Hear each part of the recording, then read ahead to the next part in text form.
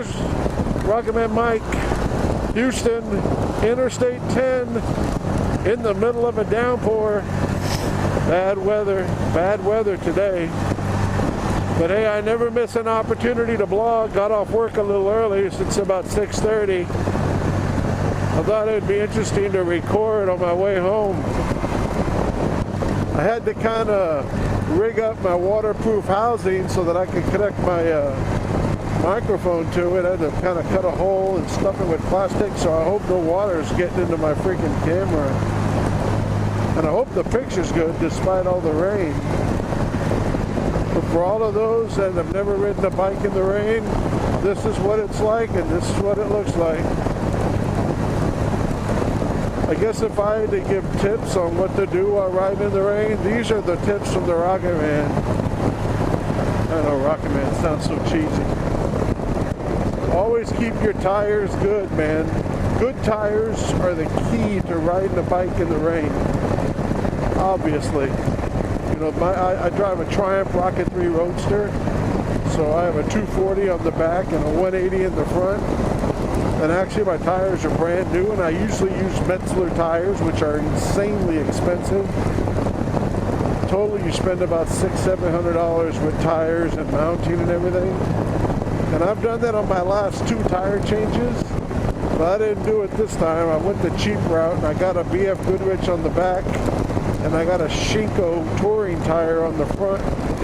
And I gotta be honest with you, I'm already regretting the front tire decision because my front tire is sliding all over the fucking place. I think the tread is put on there backwards. I know the tire's mounted correctly in the correct direction, but I have no traction when I lean from my front. My back tire's good. It's a 240 like the Metzlers that I was using. I've also used the Dunlop Elite. But this BF Goodrich is the same tire that they use on the Suzuki M109s. It's a pretty solid looking bike in itself. But make sure you got good tires.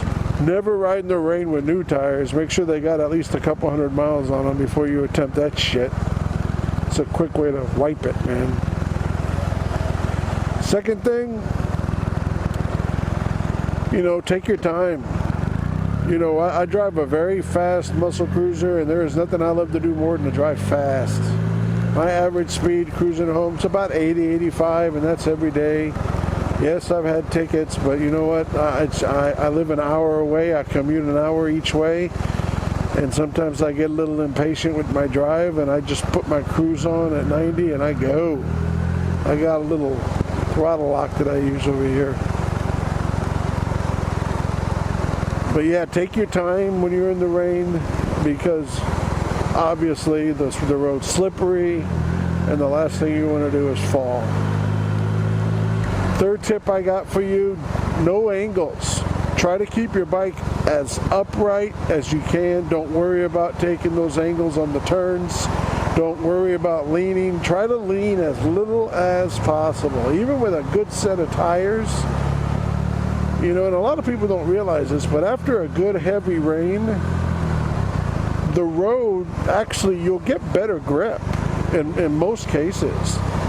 The problem with making the road slippery, and what makes the road slippery, is when that rain first starts to come down and it moistens the road for the first time, all the oils and grime kind of come up to the surface, and that's what makes roads so slick. And that usually goes on for like the first half hour to an hour when the rain's falling. But after it's been raining for a while and good, the road actually, you'll more than likely get better grip on the road. And you'll actually even feel the bike start gripping the road a little better. If you got a really good set of rain tires, they almost feel like they're sticking to the road. But at the beginning, when it first starts to rain, that's when you got to take it easy, because your road's going to be slick. Watch your angles, watch your speed. Make sure there's plenty of distance between you and the car in front of you, because the last thing that you want to do is have to stop suddenly. If you can get a bike with anti-lock brakes, I am telling you, that shit's a godsend. And the short time I've had this bike with anti-lock brakes, it's saved my bacon several times already. I was always sliding my back tire out. And I know how to brake properly with my front brake. Alright, another tip. Don't worry so much about your rain gear, especially if you're really commuting in heavy rain or if you plan to commute in heavy rain. You know, a good set of rubbers is good, and a good set of rubbers is always going to keep you as dry as possible. But I'm telling you right now, short of wearing a pair of rubber fishing boots over your feet are always going to get wet. And even with a set of waterproof gloves that maybe button or zip into the sleeve of your jacket, which I've seen, those work pretty well. For some reason, even the best waterproof gloves, your hands still get a little moist. But they make some really good gloves out there. I mean, get a good set of waterproof gloves and use them. Obviously, I don't have that today because I grabbed the wrong fucking pair today.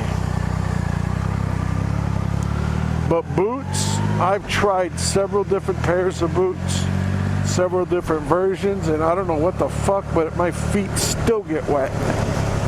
Now I know they make a pair of actual motorcycle boots, you know, that you buy like at the motorcycle stores for a couple $100. Those might keep your feet dry. You know, I haven't gone that route yet. I use like combat boots and stuff the military uses. These are a pair of tactical boots that I got at Walmart. They're supposed to be waterproof. I got them for about $40, but they're not. My feet are soaked right now. But yeah, good pair of waterproof boots, a good pair of waterproof gloves. Don't worry too much about the rubbers. Just get yourself, you know, I paid I think $40 for this rain suit set. I got a pair of armor pants on, but I got rubber on underneath there, so I'm still pretty dry underneath. And really, if you want to stay dry and you're worried about getting wet, then hey, just rubber up, man. I don't worry too much about getting wet because getting a little wet doesn't really bother me unless it's really cold outside. Then it's a problem. Then I take the proper measures. Another tip for riding in the rain, a windshield. Before this bike, I had a touring model of the Rocket. There's a Rocket 3 touring model. You know, it has the hard saddlebags. It's a little bit more in a reclined position. Doesn't have the dual headlights. Has a single headlight with the driving lights. It's got a nice big windshield, tall windshield. And I didn't use a full face helmet back then. I used the Bell Rogue. It's a full helmet, but the face is open, but it's got like a mouthpiece. And, you know, I would wear my glasses. But the windshield took the brunt of all the rain, and then I wore a set of glasses. At night, I wore a pair of clear yellow glasses. And I never had problems seeing in the rain, ever. Now, since I've gone with this version of bike, I've actually gotten a full face helmet, and I got an anti-fog shield, but it doesn't matter. Unless that visor makes a good seal on the inside of that helmet, a little bit of water always leaks in on the other side of that visor. The visor gets wet, and guess what? The water will fog up your visor. And there is nothing you can do about it. I got the stuff that the divers use that I treat the inside of my visor with to keep it fog free. And even in weather like today, I got to ride with it cracked open just a little bit so I get some water on my face. And it is a little chilly, so I'm kind of regretting all this decision right now. But hey man, this is all part of riding, and we learn to suck this shit up. But I mean, if I had the money to spend, I'd spend money on some waterproof shit. Get myself a really good, like a Shoei helmet, maybe the RF-12. There's another, a Schuthbert C3 helmet that I read about that makes a really good seal so that you don't have any leakage coming in behind your visor. And they use like a real fog-free. Maybe that would be better as a full-face helmet option in the rain and would make it easier for you to see. But I just ride with like a little 1/4-inch crack in my helmet with my visor just slightly open. The wind comes up underneath, keeps my visor free of fog. And I mean, I could see okay. It's not a bother. You get used to it. But like I said, man, drive defensively. Stay defensive and don't get lost in the moment while you're driving in the rain. Now, one thing that you're going to notice when you're riding in the rain is, most of the time, if you think about it, when you ride in the rain, chances are that it's going to be some bad weather, a storm, wind, whatever. And unlike a good set of mesh gear, when that wind hits your raincoat, man, you're a fucking sail. You know what I mean? So if you're one of those kind of guys that rides without a windshield, man, you're going to be getting the full brunt of that wind, and man, it's going to be like you're a fucking sail. So go slow, be careful. It's a whole different ride, man, with a set of rubbers on. But if you got mesh gear with a waterproof liner, I would go with that option. That way the mesh still breaks up the wind as it hits your body. Makes your ride easier. It's easier to stay upright. I'm going to try to close my visor for a little while. But obviously I don't recommend riding like this to anybody. It's dangerous. Not just for you, with the risk of slipping and falling, but for people not seeing you.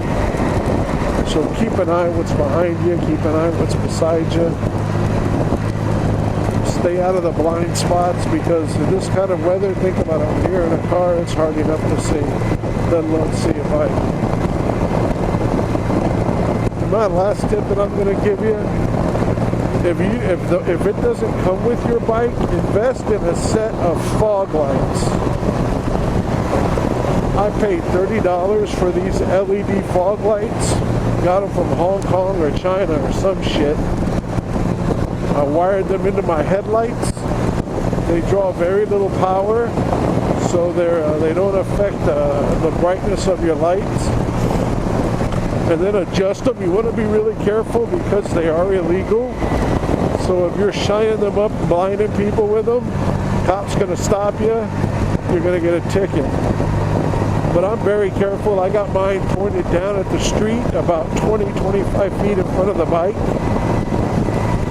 And it makes a world of difference if you don't have LED headlights, which the Triumph Rocket does not have as of yet. And of course, I went with the best bulb I could find, the brightest bulb I could find in my headlights. And I always drive, in this kind of weather, I drive around with my brights on at all times. Because these lights really aren't that bright compared to today's standards. So anyway, this fucking asshole's behind me, blinding me. I'm just gonna fucking slow down. I hope you liked the vlog. Let me know if you have any other questions or comments or things you want me to talk about. I'll be glad to share it with you. This is reccomend Mike. Houston, Texas, Interstate 10, in the middle of a storm, in the middle of the night. I'll talk to you later. See ya.